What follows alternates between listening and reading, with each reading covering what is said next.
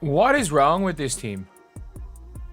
Everything. I don't know what is wrong. Like it's just never easy, is it? Lin Dunn didn't just throw Stephanie White under the bus, she launched that thing at full speed with zero brakes, and Indiana Fever fans are absolutely spiraling. The drama unfolding in the Fever front office just hit a brand new tier of chaos. And make no mistake, this mess could have serious ripple effects on Caitlin Clark's career. This isn't just some petty beef. This could flip the entire narrative on how the league treats its brightest star. How do you feel about the suits upstairs dictating how coaches handle generational players? Do you think Coach Stephanie White should be fired, or does she need more time? Let us know in the comments below. I'll say it. Fire Stephanie White. Oh boy. Oh boy. Let's not sugarcoat this circus. I'm here to unpack every wild detail of this full-blown soap opera playing out in Indianapolis. Lin Dunn went full scorched earth mode on social media, and when seasoned execs start airing grievances like this out in the open, that's not just smoke. That's a full-on 5-alarm fire inside the organization. Like Lin Dunn posting, and this is again the former like GM of the Fever, who's now something to do with the Fever. I don't know what her role is. She goes, don't expect the players to do it if you don't drill it. Let's backtrack for a second and remember how this season was supposed to go. The Indiana Fever rolled into the year like they were building a super team, stacked with savvy vets and postseason resumes. Natasha Howard, Sophie Cunningham, Sydney Coulson. They went shopping for battle-tested leaders like they were assembling the Avengers. On paper, a dream squad. In reality, the execution's been messier than a toddler finger-painting session. But here's where things really go off the rails. It's not just about the L's piling up in the standings. The real failure is how Caitlin Clark is being handled. You've got the most electric offensive player the league has seen in years. Someone who didn't just break records, she broke the internet. So what does Stephanie White do? She takes the ball out of her hands and forces her into a dull, lifeless motion offense that's putting half the fan base to sleep. I mean, this offense looked awful, and Sydney Coulson, my God, is terrible running point guard on this team. Terrible. Now, for those of you blessed enough not to know what this motion offense looks like, imagine a bunch of players playing hot potato on a loop, hoping something magically opens up. That's it. It's a system designed for high school scrimmages, not elite athletes. And when you've got someone like Clark, that kind of offense isn't just a misfire, it's borderline sabotage. That's like buying a Lambo and never driving it over 20 miles per hour. They had 0 fast break points. 0 fast break points on the game. 0 fast break points. I don't care what this score ends up. Look at what Clark did back at Iowa. She was the offense. She operated a free-flowing system where she called the shots and lit up scoreboards. Just last week, in a win over the Liberty, she accounted for 54 points via buckets and dimes. That's what happens when you actually let her run the show. But White seems allergic to handing her the keys, preferring to jam her into a system that kills everything special about her game. Then came the social media explosion. Lin Dunn, once the Fever's GM and now awkwardly pushed into a vague, senior advisor position, decided she'd had enough. She posted a very pointed statement online, something about not expecting players to execute things you don't drill in practice. It sounds harmless, sure, but let's be honest, it was dripping with shade. You don't need to be a rocket scientist to figure out who that was aimed at. Stephanie White is getting destroyed today. Ken Swift posted this, a picture of what's supposed to be Christy's side. And it wasn't just when she said it, it was what she was responding to. This came right after another brutal loss where the offense looked completely rudderless. The players seemed lost. Clark looked frustrated. And the fans? They were one bad possession away from grabbing pitchforks. Dunn didn't just throw shade. She practically printed out a playbook of everything wrong with White's coaching and slid it across the internet. And fans? Oh, they're done being polite. One particularly savage comment said, "The fans are turning on Stephanie White, and fast." These aren't casuals tuning in once a week. These are ride-or-die Fever supporters who've stuck with the team through thick and mostly thin. If they are flipping the switch this early in the season, that's not a red flag. That's a neon billboard screaming, "We've seen enough." Like, they were embarrassingly bad without Caitlin Clark. They were just embarrassingly bad. And I mean this. A good coach will figure something out. A good coach will figure something out. Does this team play defense? No. No. I mean this. This team doesn't play defense. They've just gotten lucky. Teams miss shots. They've gotten lucky. Teams miss shots. They don't play defense. They still don't play defense. I know they held the Mystics to 83 points. This was a Mystics team who were not shooting well. They don't play defense. They don't defensive rebound. They don't put in any effort. And that's on coach. That is on the coach. What makes all of this extra maddening is that this whole disaster was avoidable. People were warning about this months ago. They said it was a horrible idea to take someone as inventive and freewheeling as Clark and toss her into a rigid system like motion offense. They begged the staff to build the team around her. But nope, White clearly thought she knew better. And now, the results speak for themselves. And here's the part that'll really bake your brain. White got fined for publicly criticizing the referees, but maybe, just maybe, she should spend more time worrying about her own playbook than the officiating. Because what's really killing this team isn't a missed call or two. It's the fact that they are actively wasting the once-in-a-generation talent. Let's talk data for a sec. When Clark is on the floor, Indiana's offensive rating is 107.5. When she's off, 82.2. That's a 25-point swing. That's not a small drop-off, that's a complete offensive collapse. I'm sorry. There is no way you can have 0 fast break points a team unless you are actively trying to not run. Unless you are trying to not run. You cannot have 0 fast break points as a team. Someone just said it, no defense, no offense, no fight. Outside of Lexi Hull and Aaliyah, or not even, I can't even blame Aaliyah Boston. She didn't touch the ball. This so-called motion offense, it's supposed to promote flow, reactions, rhythm. What it really does is suffocate playmakers and stall any momentum. And with someone like Clark, who sees the court in 4K before others even blink, you want her improvising, slinging passes, creating magic. Instead, they've got her standing around, passing sideways. You wouldn't tell Steph Curry to only shoot layups, so why is Clark being boxed in? And don't even get me started on this whole take the ball out of Caitlin's hands strategy. The woman is already a living legend, led Iowa to back-to-back title games, crushed every scoring record imaginable, turned the WNBA into must-see TV, and redefined the rookie ceiling by becoming a first-team All-WNBA player in year 1. You don't rein her in, you unleash her. But the Fever got rid of her, and the Fever got rid of her coach.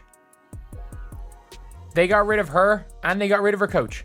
They got rid of exactly what she wanted to do. And you know what?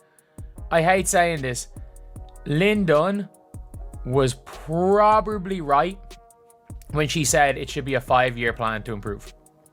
That the plan to improve should be a 5-year thing. The final blow? The fact that Lin Dunn isn't just anyone sounding the alarm. She's the architect of the Fever's only championship run. She was coaching when Indiana took the whole thing in 2012. She knows what a winning culture looks like. And when someone with that resume starts raising eyebrows, you better believe there's fire where that smoke is.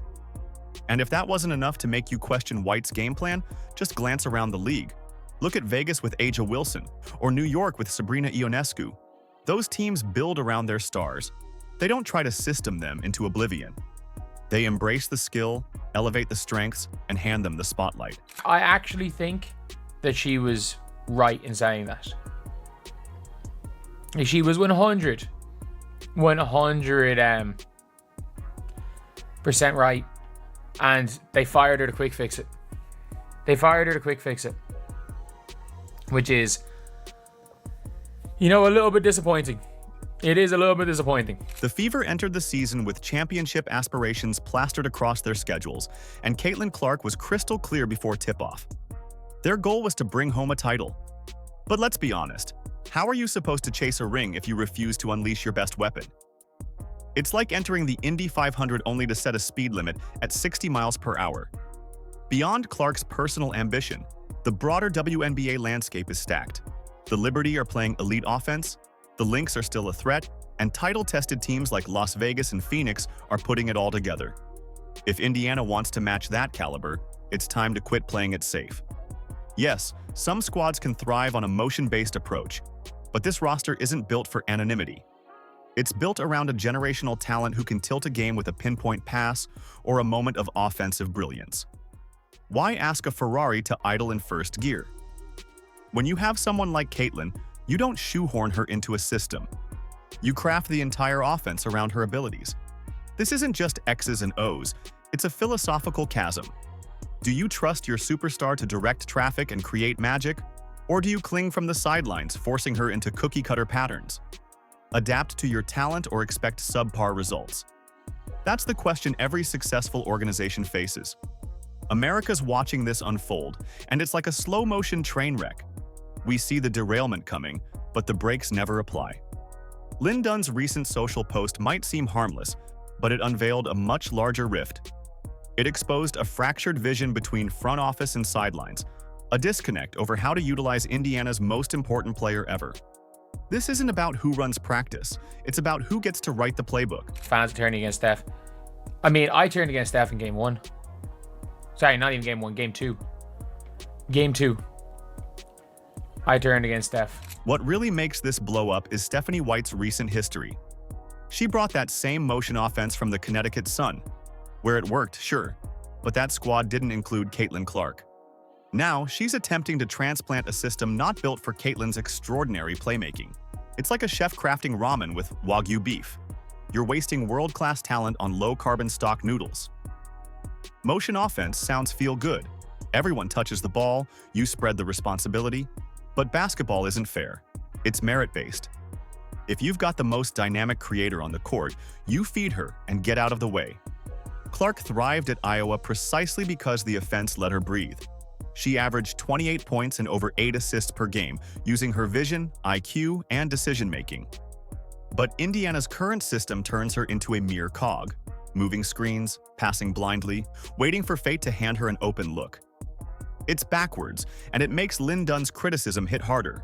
I legitimately just cannot believe this is going on. Like, we're turning into the Chicago Sky. Why are we turning into the Chicago Sky? Like, we're turning into this is just a dysfunction. It's becoming dysfunctional. Like, you're now seeing all these memes with Christy Sides and Caitlin, how's Stephanie White's offense treating you? And I mean this when I say it, it's pretty damn bad. Pretty damn bad when it comes to Caitlin. Now, consider Clark's expected trajectory. From Rookie of the Year to MVP contender. Instead, she's caught trying to fit inside a rigid offense that doesn't fit her strengths, and it's affecting both her and the team. The jump in offensive efficiency when the ball's in Caitlin's hands doesn't lie. They light it up with her. They stall without her. And that's infuriating to watch. We've had brief glimpses of real potential, like that Liberty game where White finally freed Clark in the fourth and she exploded for 32 points, flipping the scoreboard. That's the kind of energy and effectiveness that comes when you let a star shine instead of dimming her light. The DeWanna Bonner debacle adds yet another awkward layer. She flat out left, not due to X's and O's, but because the system couldn't adjust. Relying on rigid player movement means losing a piece like Bonner leaves a gap wide enough to drive through. In a Clark-centric system, you lose Bonner, but Clark still controls possessions, still creates offense. That's resilience. Lin Dunn's remark about drilling what you want applies on a philosophical level. When your front office envisions Clark leading on a talent-based offense, but your coach installs a rigid, closed system, you end up in a tug-of-war. And guess who gets pulled apart? The team. Clark's injury earlier this season wasn't just an absence. It was a stress test of the system. While she sat out those 5 games, Indiana's offensive rating cratered to 82.2. Not because Clark's irreplaceably brilliant, but because the motion system needs everyone exactly in place. That fragility proves the concept was flawed from the start. A smart offense has built-in contingencies, not fail-safes that collapse without one superstar. But this motion setup relies on perfect timing, disciplined spacing, and superior basketball IQ from everyone. When you build that around a generational guard, then ask her to conform. There's only one outcome. So what's next? Will Stephanie White swallow pride, rebuild the playbook around Clark's elite vision? Will the front office step in to correct the course before real damage is done? Or will they triple down on dysfunction while one of the best players on the planet squanders real prime years? Other teams are watching with interest, coaches strategizing, GMs making notes. If Indiana can't unleash Caitlin, someone else sure will. This isn't about contracts, Clark's secure in that department, but trust and respect? That's on thin ice. Let's keep this perspective. Clark isn't a cog in a system, she's the engine. You don't make room for greatness, you build the highway. With Lin Dunn's warning echoing over this franchise, it's down to Stephanie White and Indiana leadership. Either adjust fast or risk wasting a once-in-a-generation talent. The Fever are at a crossroads. Every late-night Twitter rant, every motion play, every frustrated stat line, it's all pointing at a decision that needs to be made. Stick to pride or pivot to pragmatism. Because stagnation isn't neutral, it's the enemy of greatness. The clock's ticking and fans are watching. Do you think Coach Stephanie White should be fired or does she need more time? Let us know in the comments below.